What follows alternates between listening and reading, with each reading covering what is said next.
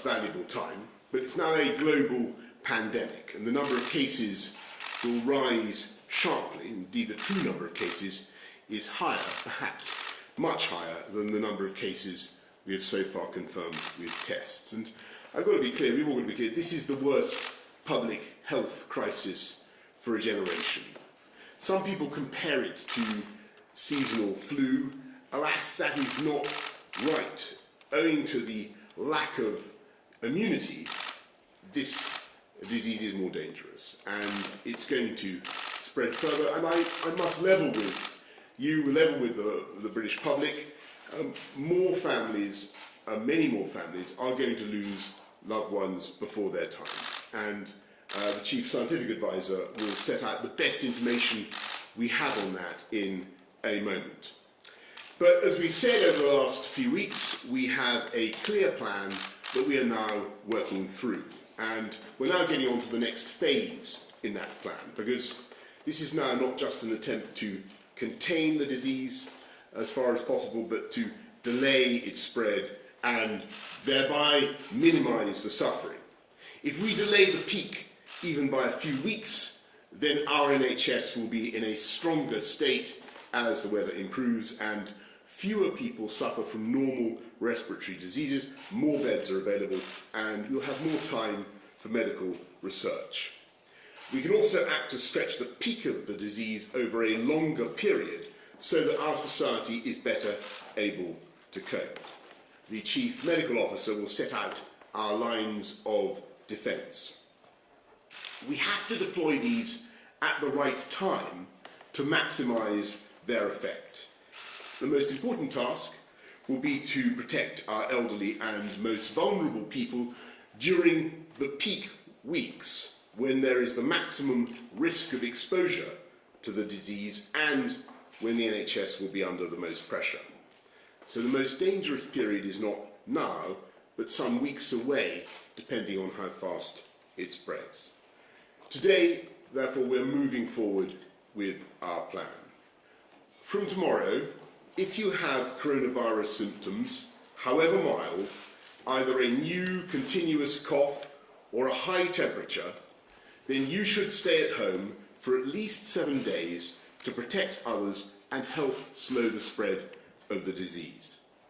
We advise all those over 70 with serious medical conditions against going on cruises, and we advise against international school trips. At some point in the next few weeks, we are likely to go further, and if someone in a household has those symptoms, we will be asking everyone in that household to stay at home.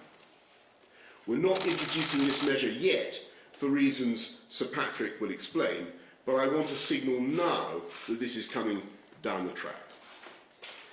We are considering the question of banning major public events such as sporting fixtures, and the scientific advice, as we've said over the last couple of weeks, is that this banning such events will have little effect on the spread.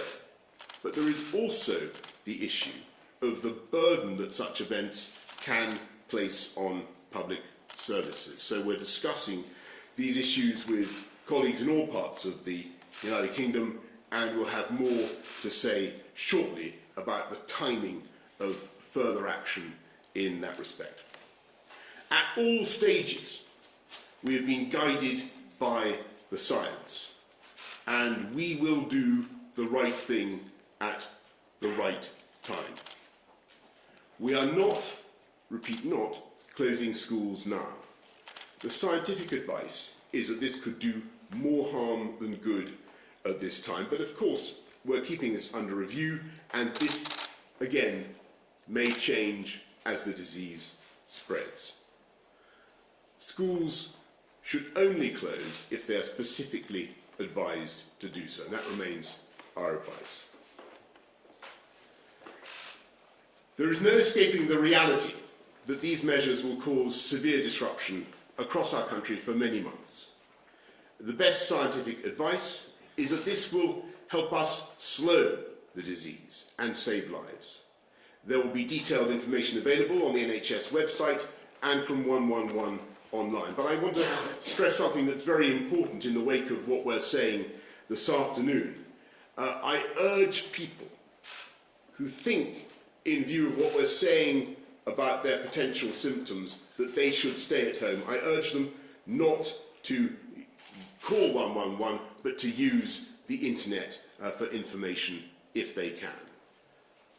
I also want, at this stage, to speak directly to older people, because this disease is particularly dangerous for you, for older people, even though the vast majority of older people will experience a mild to moderate illness.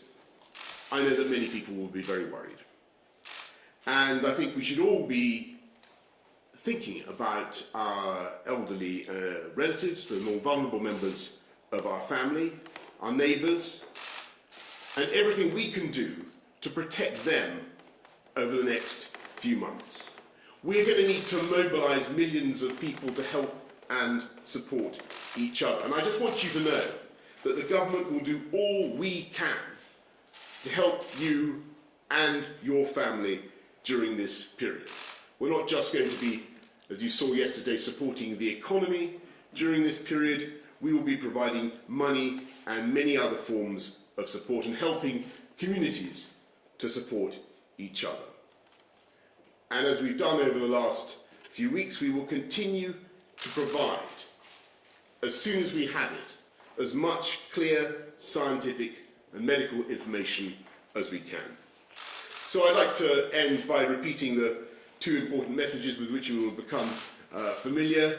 It is still vital, perhaps more vital than ever, that we remember to wash our hands. And lastly, of course, even if things seem tough now, just remember that we will get through this. This country will get through this epidemic, just as it has got through many tougher experiences before, if we look out for each other and commit wholeheartedly to a full national effort. And I'd now like to thank, I'd like to ask Sir Patrick Vallance, our chief. I'd like to thank him for everything he's doing. But I'd like to thank Sir Patrick Vallance, our chief scientific advisor, to set out the latest facts and the state of play as he sees it. So this is a new disease, and none of us has immunity to it, as the Prime Minister has said, and that's a key part of what we're looking at here.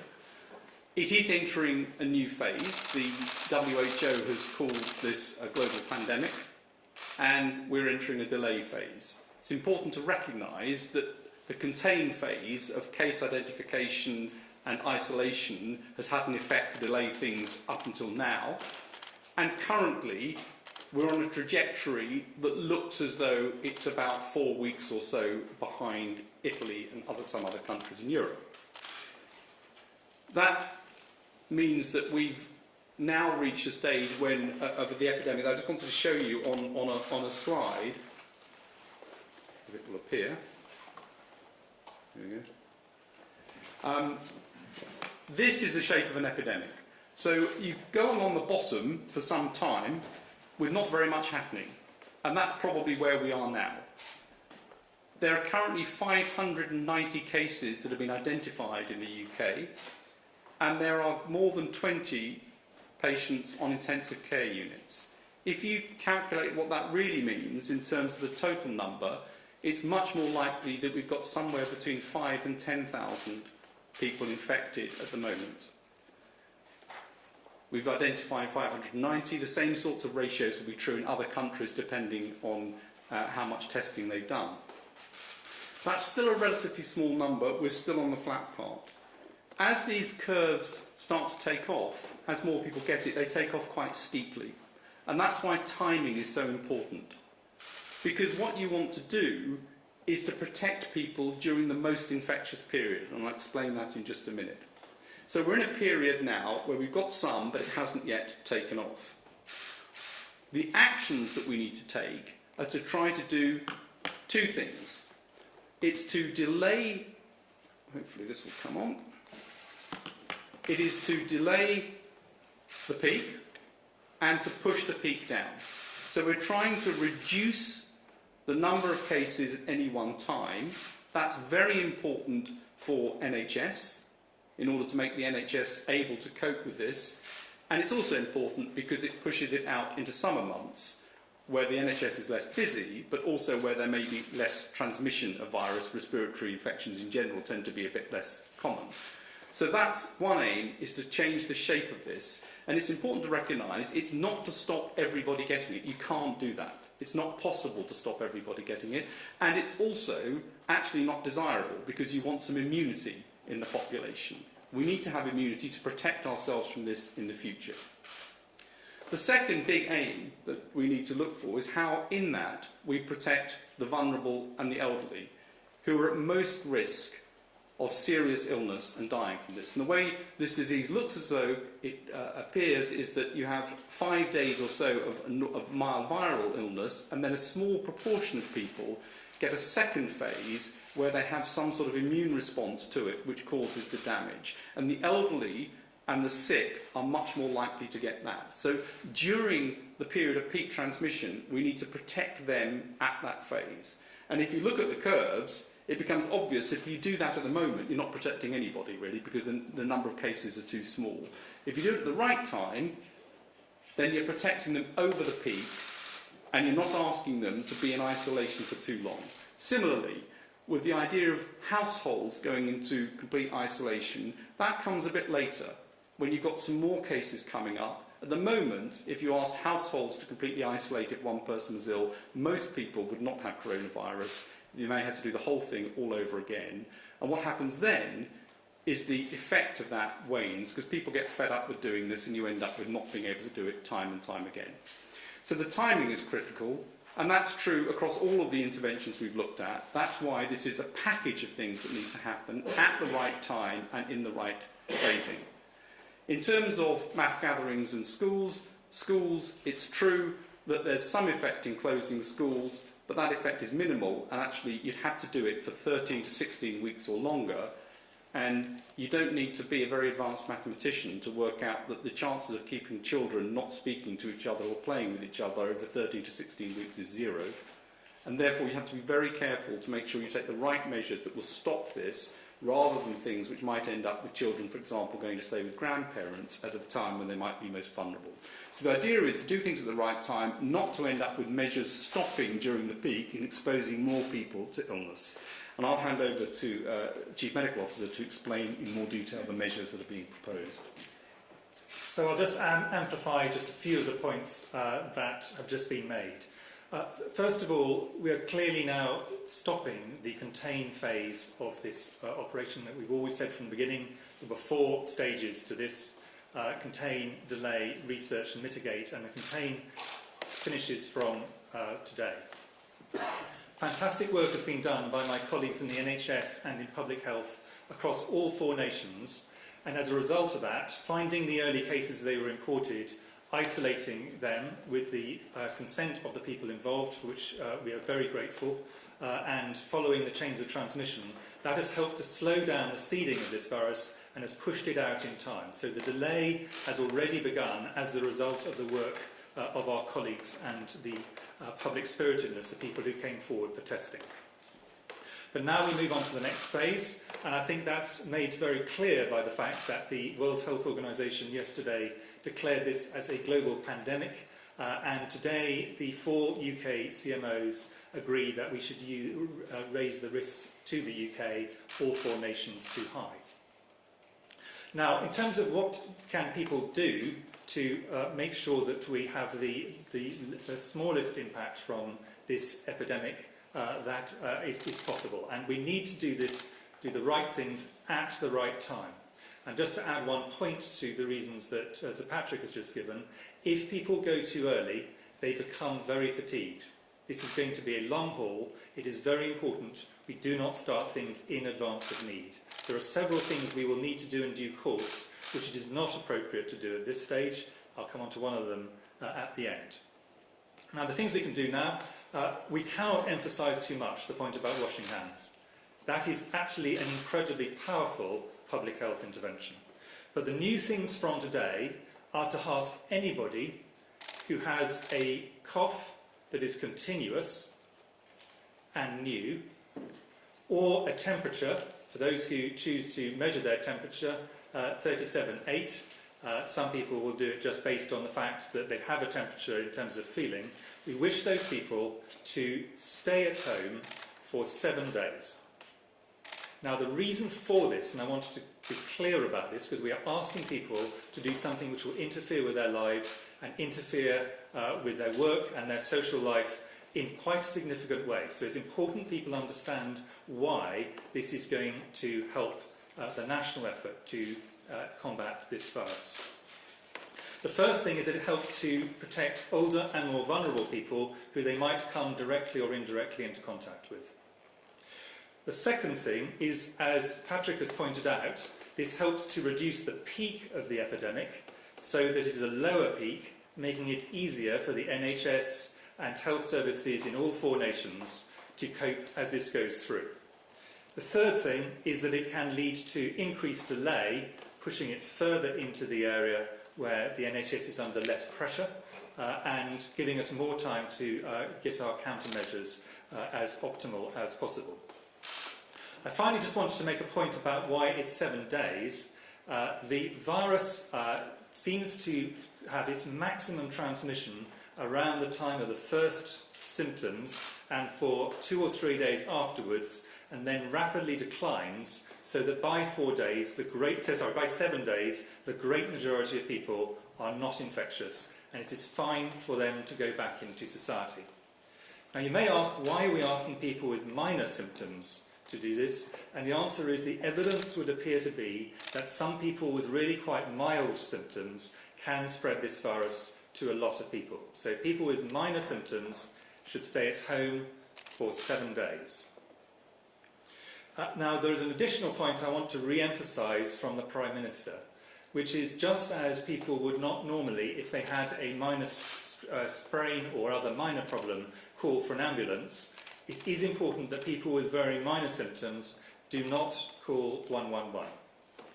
However, if their symptoms start to deteriorate and they're getting to the point where they normally would have sought medical care, at that point we would want them to call 111 or behave as they normally would have done. So we're not expecting people to stay at home as they gradually deteriorate. If there's a certain point people are really worried, at that point they should call the service. But doing it routinely with minor symptoms is not a useful thing to do for them, and it will put a big burden on the service, making it harder for others to get through with what may be life-threatening conditions. There are a few other changes that are going to go alongside this. The first of which is it is no longer needed for us to identify every case, and we will move from having testing, mainly done in homes and outpatients and walk-in centres, to a situation where people who are who are remaining at home do not need testing, and we will pivot all of the testing capacity to identifying people in hospitals who have got symptoms, so we can pick them up early, make sure we treat them well, and ensure that they don't pass on the virus to other people in hospital. So there will be a change in the hospital and other testing systems. And finally, we will no longer have any geographical limits to who gets tested. The testing will be based on symptoms and severity. So it's no longer relevant where someone has come from. This is going to be people irrespective of their travel history. I wanted just to make 2 points in addition to that. The first one is the next stage along, we are going to want to do a package of things which are about putting social distancing around the people who are vulnerable, who are older people and those with severe health conditions. But we do not think it is appropriate to make a national recommendation for that at the moment, because this is too early in the course of the epidemic that Sir Patrick passed on. And if you think about what would happen if you prematurely put elderly or vulnerable people in a situation where you're saying, we really want to cut down on your social interactions, we really want to cut back on every kind of thing where you might come into contact with others, it has big practical implications for them, and it may lead to loneliness and other issues which are clearly very undesirable for them. So whilst we will need to move to that stage, we do not think this is the right moment along the pandemic to do so, but that point will come. Finally, are we in mitigation phase? The answer is this is the stage we need to do the things we can to mitigate, which means to reduce the pressure on the NHS and other health services. And that is basically made up of two parts. The first part is reducing the peak so that the demand on the service is reduced, and that is what the interventions we're talking about today with people staying at home will help to do. And the second part is to increase the capacity and flexibility of the NHS so that it is better able to meet the very considerable demands that are going to be heading its way when we reach the peak of this epidemic. Thanks, Chris. Okay, well, let's go to some questions from those of you who've been kind enough to come. Laura Koonsberg. Thank you very much, Prime Minister. This is, as you say, the worst public health crisis for a generation. There may be as many as 10,000 cases already. How sure are you that the approach you're taking, holding back from some of the more drastic measures, is the right one? You say you're guided by the science, but if it turns out to be the wrong approach, the consequences would be extremely grave. Well, we're guided by the science in everything that we do, Laura. And just on the delay, for instance, the issue about elderly people and the protection of elderly people, asking elderly people to stay at home, that's one thing that you've really got to time, as Chris and Patrick have been explaining, so that it coincides with the period at which the epidemic is really at its peak. So you need to make sure that you move that period when we're asking older people, vulnerable people, to go through a pretty difficult period of isolation, and we time it so as to coincide with the moment when they are at most exposure, most risk of exposure to the illness. That's one of the reasons why we're not triggering that draconian measure now, if you see what I mean.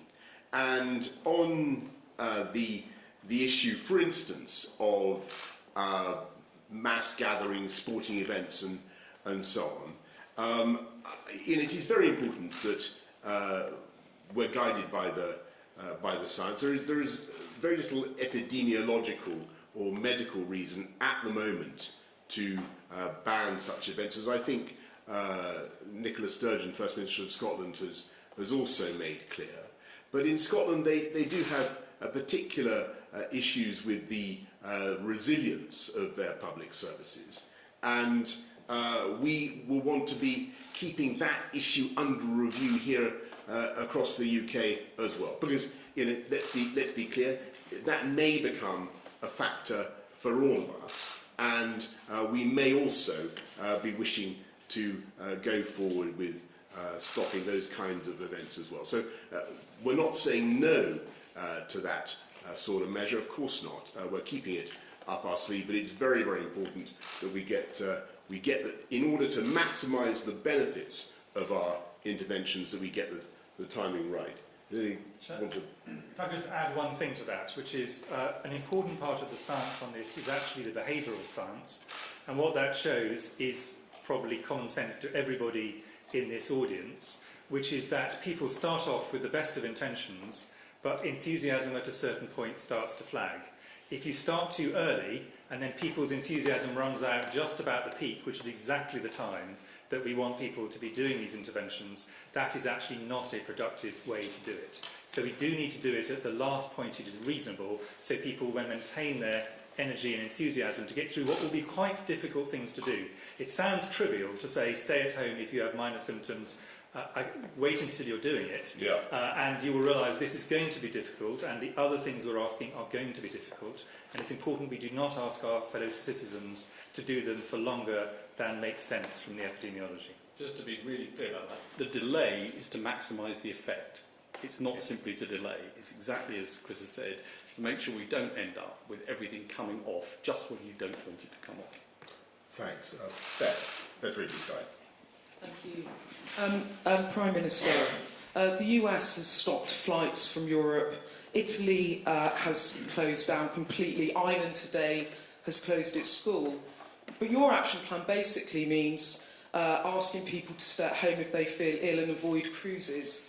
Can you understand why people watching this might think you're doing far too little to protect their families? And to the Chief Medical Officer, if I may, German Chancellor Angela Merkel told the German people this week she thought 7 out of 10 of them will catch coronavirus. Do you think that sort of level will apply in the UK? And can you level with us and, based on your graphs, say how many people do you think will actually die? Thank you.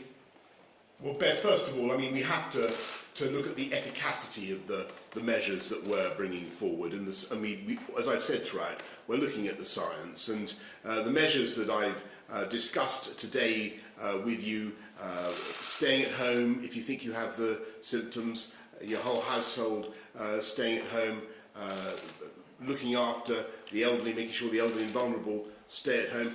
These are the 3 most powerful defensive lines. And I'll ask Patrick to say a bit about the percentages that these measures will be able, I think, according to our scientific advice, to reduce the peak.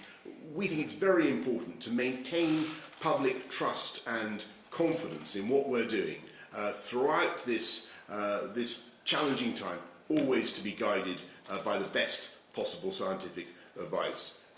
Patrick. So the modelling predicts that you get about a 20 to 25% reduction in peak with getting people to stay at home for 7 days if they've got mild symptoms. You'd get something like a 25% reduction if you went to the whole household isolation, and those are additive, so you'd expect to get up towards 50 plus. And then looking after the elderly in terms of preventing them from getting infected, that's not so much about stopping or reducing the transmission in society, that's about them not getting it. That has a bigger effect on death, where you'd expect about 20 to 30% reduction in death rate. So those are the 3 most important measures to take. It doesn't mean other things don't have additional effects as well, but those are the ones which have the biggest effect, and therefore they need to come in first. You can bring in other things later, and it's important, I think, not to go to things that have relatively small effects but sound very sensible, because that puts people off doing the things that really matter.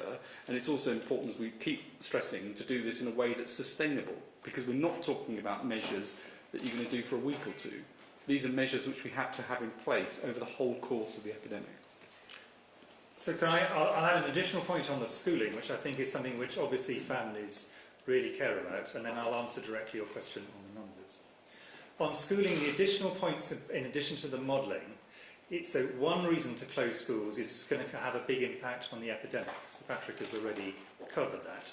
A second reason is if children are particularly affected by a virus or some other infection.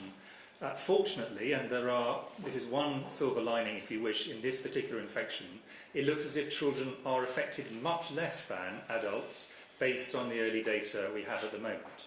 Our view is not that they don't get infected, we think they probably do, but they seem to have a much milder disease in general.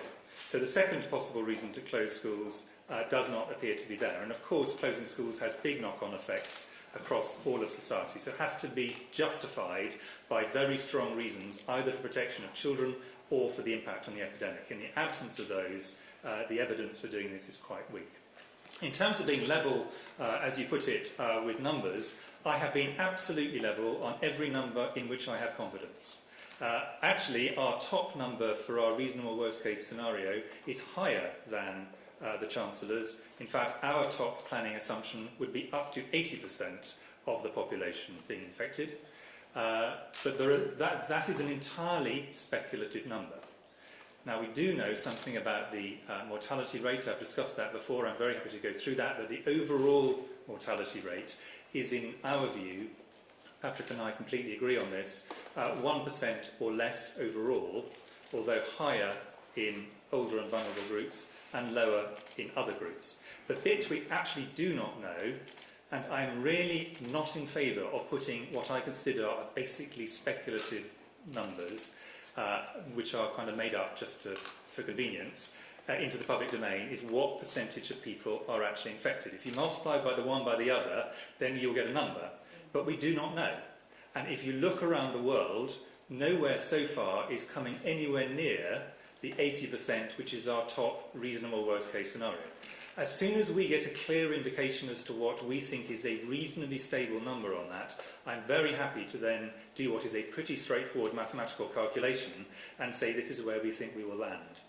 But what I'm trying to avoid, and Patrick is as well, is trying to be really clear about what we know, really clear about where we've got numbers that we think are reasonable estimates or reasonable worst case estimates, and not put into the public domain numbers which in my view are really basically speculative. And to monitor this day by day to see where we are. Patrick, could I perhaps ask you to just on a couple of the points that Beth raised, I know will be of concern to lots of you, the specific questions about stopping plane flights and stopping sporting events. I think people will want to know why those did not commend themselves to the Scientific Advisory Group for Emergencies and what our thinking is there. So quite early on we looked at the question of stopping flights, and the assessment was if we stopped flights directly from China at the beginning, unless you got something like a 95% effect, in other words you could stop all of the routes from China to the UK by 95%, the effect on the delay to the epidemic was minimal, it was a day or two. And more realistically, we could get at best probably 50% reduction, so that this really wasn't going to make a big difference. And I think the evidence has borne that out, actually, that you can't, in the way the world works, you cannot stop that unless everybody decides to do it all at once, and it's certainly too late now to be trying to do that. Sorry, I forgot what the second one was. The sporting event. Just one other thing on the planes, actually. The other thing is, of course, the screening measures on airports, as we know. I mean, it sort of sounded sensible, but we know that, for example, the first case in the US went through the screening measure, and that was the first person wasn't detected and then popped up. So these things sound great, but don't always work. The sporting events, of course, there is a risk, and I'll explain this as I did last time, that as one individual you have who's infected, you are releasing virus from your body as you cough or sneeze or put fluids onto surfaces. But on average, one person infects 2 or 3 others. You therefore have a very low probability of infecting a large number of people in a stadium, or a rather higher probability of infecting people very close to you. And that means that most of the transmission tends to take place actually with friends and colleagues and things in close environments, not in the big environments. So it is true, of course, that any cancellation of things, you can have some effect. If you get a displacement activity where you end up with everyone congregating somewhere else, you may actually have perversely an increased risk, particularly in an indoors environment. So it doesn't mean you shouldn't at some point make the decision for the resilience point that's been discussed, but this is not a major way to tackle this epidemic. The major ways to tackle it are to try and reduce and delay the transmission across households and across people who've become infected, and that's why that's the concentration of the first actions, and they're not trivial actions. These are quite difficult things for people to actually comply with and to do. Thanks very much. Pippa Crerar. Pippa Crerar from the Mirror. A couple of questions for me. First one is about statutory sick pay. And Prime Minister, you made announcements, or Chancellor made announcements at the budget yesterday, which cover a lot of people, but there's still some gig workers and other low-paid workers that aren't going to be covered by it and will therefore have to embark on the benefit system, enter the benefit system. Can you keep the door open to looking again at whether some of those workers might be covered by SSP rather than forcing them onto universal credit, which is quite a difficult system to get their heads around? And secondly, can I quickly ask you whether you have any concerns yourself? You're coming into a lot of contact with a lot of people in small environments rather than mass gatherings. Whether you yourself have any concerns or worries, like a lot of people do, about getting coronavirus, and whether, as Prime Minister, you've got measures in place with your, I think it's your first Secretary of State or previous Dominic Raab, to step in should you be incapacitated for any length of time. Thank you. Okay, well, first of all, on the issue, you're quite right, Pippa. It's very important that we do everything we can to protect people who are not necessarily eligible for SSP, statutory sick pay. You saw what we did by advancing statutory sick pay. We're laying instruments today that will help people who are unemployed or not in work, who are self-employed, on benefits. And the crucial thing is that we will do everything that is necessary to make sure that when we ask people to do something tough, as Chris has just been saying, something difficult, like staying at home and protecting other people, that you're not disadvantaged. No one is penalised for doing the right thing. And on the second thing, well, I'm washing my hands. That's the crucial thing. And Mesa Hall of the Express. Mesa. Thank you, Prime Minister. Mesa Hall from the Daily Express. Lots of people, Prime Minister, will be keen to do their bit and help out, whether it's helping out overstretched NHS or public services or helping protect the vulnerable. Are you planning any form of register or anything in advance so that people with the right skills can do the right job for the country in its hour of need? Indeed, Mesa, we are, and I know that Matt Hancock has set up a system so that people, for instance, wanting to come back into the NHS, people who have skills that could be of value to the country now, will have a way of doing that and of contributing. We certainly encourage people to think of doing that in the weeks ahead. Jason Groves, Daily Mail. Thank you, Prime Minister. Just to follow up Mesa's point, you asked for people to mobilise to support each other through this crisis. I wonder what sort of things you had in mind. And Sir Patrick, can I just pick you up on a point you made? You said we were roughly 4 weeks behind Italy. Should people be looking at what's going on in Italy and thinking, Christ, that's what we're going to be facing in a month?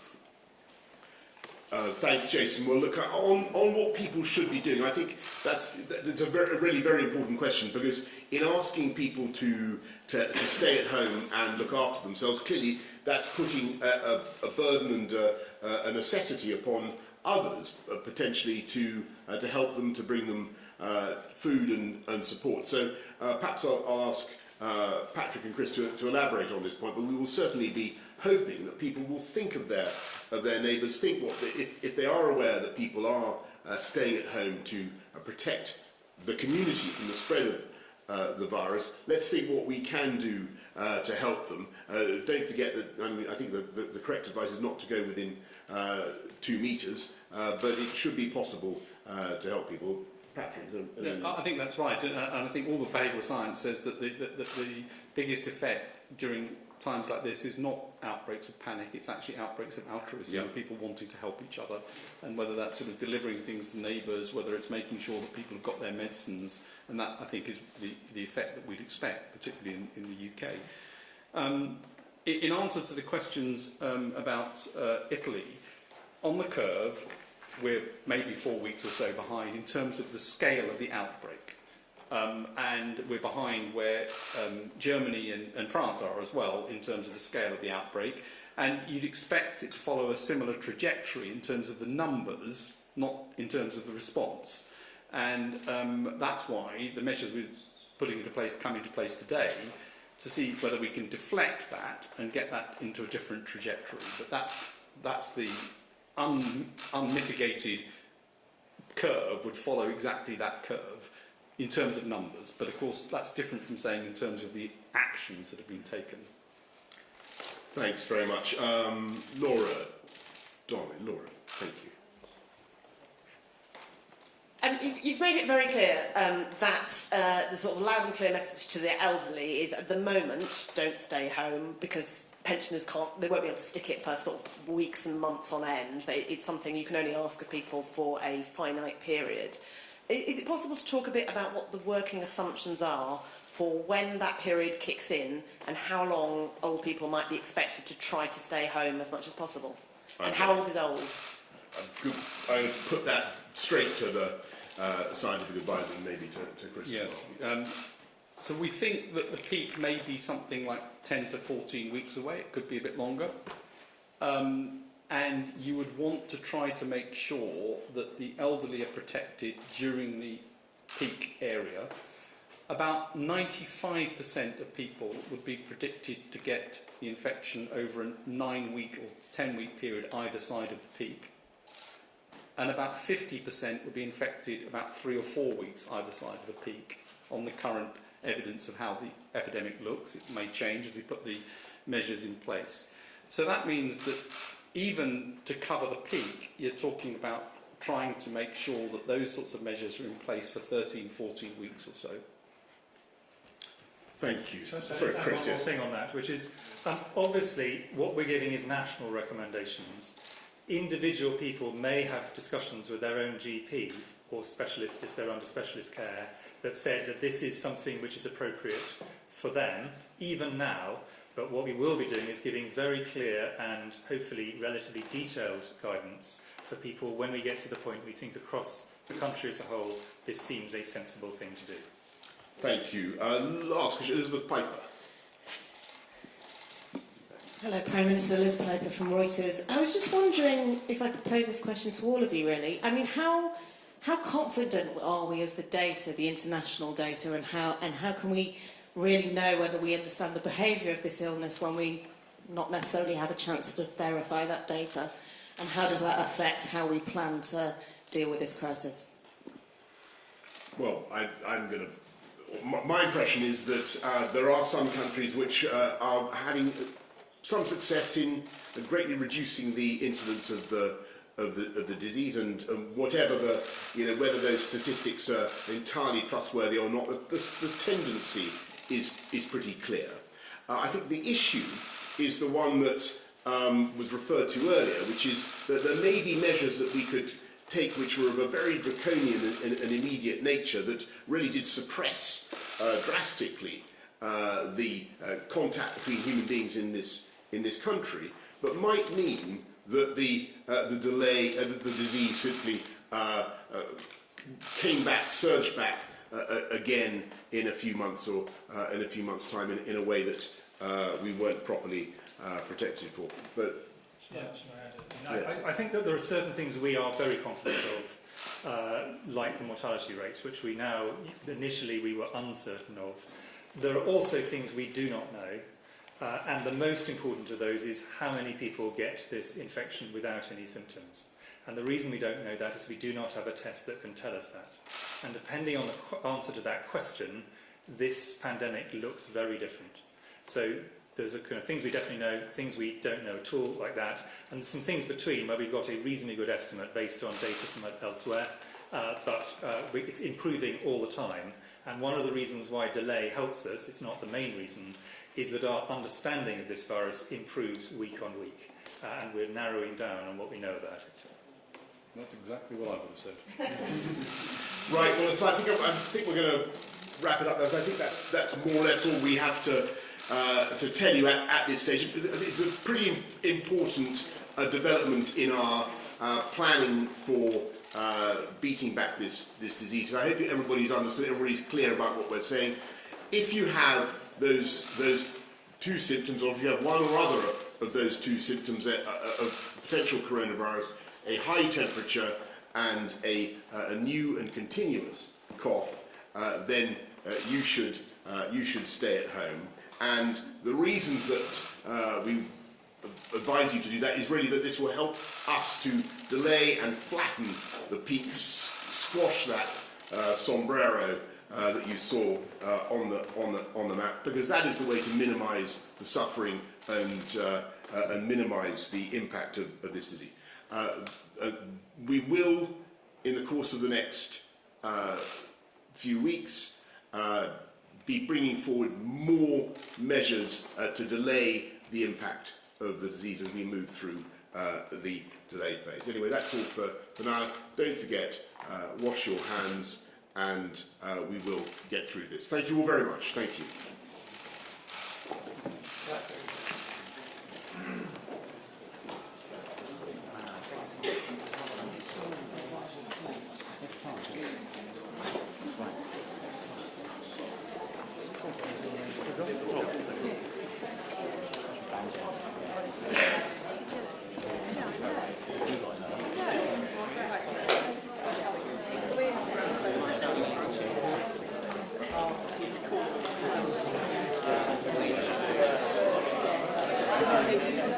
I think you're fine. Thank you very much.